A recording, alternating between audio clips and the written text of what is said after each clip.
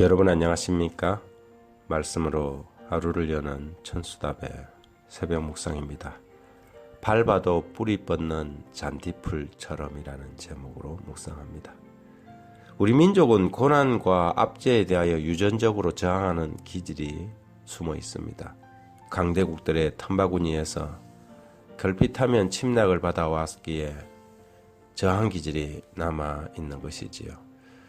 그래서 누군가 부당한 취급을 받는다고 생각이 들면 간섭하고 끼어들다가 오히려 그 사람이 싸움에 휘말리곤 합니다. 대륙 사람들의 기질은 남의 고난과 어려운 형편에 별로 관심을 가지지 않지요. 그래서 조금만 관심을 가져도 살 수 있는 사람들이 버젓이 대중의 무관심과 외면 가운데서 죽어나가는 일이 다반사입니다.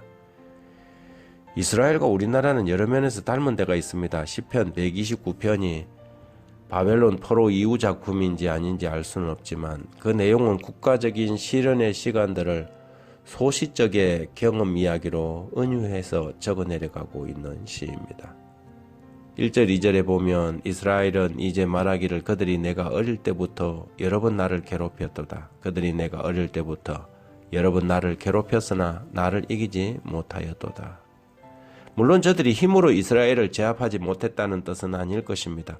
저들이 더 강하고 더 능하고 더 승하였을지라도 결코 압도되지 않았고 무릎을 꿇지 않았다는 뜻일게지요. 너희들이 힘으로는 우리를 제압했을지라도 우리는 한 번도 너희에게 마음으로 무릎을 꿇지 않았다는 것입니다. 그렇게 흥하던 나라들도 무너지고 사라졌지만 잡초처럼 다시 일어나고 다시 자라난 민족이 바로 이스라엘 민족이라는 것이지요. 군대 있을 때 즐겨 불렀던 군가가 하나 있었습니다. 아리랑 결애라는 노래였는데 그 가사가 너무 마음에 들어서 자주 흥얼거리며 노래했던 것을 기억합니다. 밟아도 뿌리 뻗는 잔디풀처럼 시들어도 다시 피는 무궁화처럼 끈질기게 지켜온 아침의 나라, 밟아도 돋아나는 보리싹처럼 서리에도 지지 않는 들국화처럼 끈기 있게 이어온 한 핏줄 자손, 고난과 시련에도 꿋꿋이 굴하지 않고 지켜온 나라요 계례였다는 것이지요.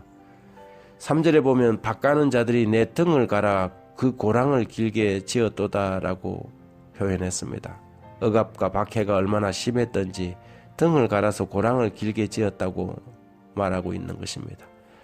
어릴 때 정말 가난해서 마른 사람들을 보면 갈비뼈가 살가죽에 비치고 등에 뼈들이 울퉁불퉁 튀어나오는 것이 보였습니다.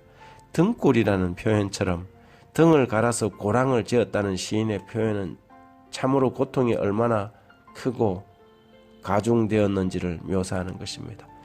압제자들은 피종민들을 노예처럼 학대하고 채찍으로 등짝을 갈기갈기 찢어놓았지요. 그러나 마침내 하나님의 개입으로 정복자들은 물러가고 고난의 사슬이 끊어졌습니다. 4절 이하에 보면 여호와께서는 의로우사 악인들의 줄을 끊으셨도다.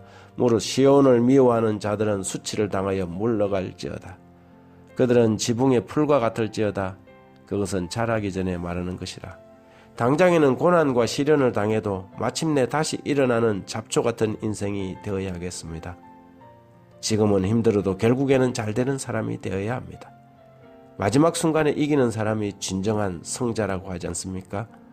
하나님의 편에 서서 신속히 자랐다가 급속히 말라버리는 지붕의 풀 같은 존재가 아니라 시들었다가도 다시 일어나는 영원한 불사신 같은 그런 믿음의 사람들 되었으면 참 좋겠습니다.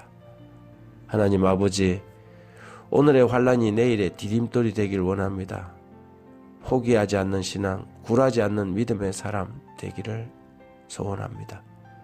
끝까지 주님을 의지해 살게 하시고 마침내 주님의 개입으로 원수들은 물러가고 승리의 창가를 부르는 저희 모두가 되게 해주십시오. 삶의 시련의 시간에 우리의 삶의 등짝이 쩍쩍 갈라지고 시련의 골이 깊어도 우리를 건지시고 다시 일으켜 세우실 주님을 바라보고 인내를 경주하는 믿음의 길, 이 거룩한 길 지켜가게 하소서. 예수님 이름으로 기도드립니다.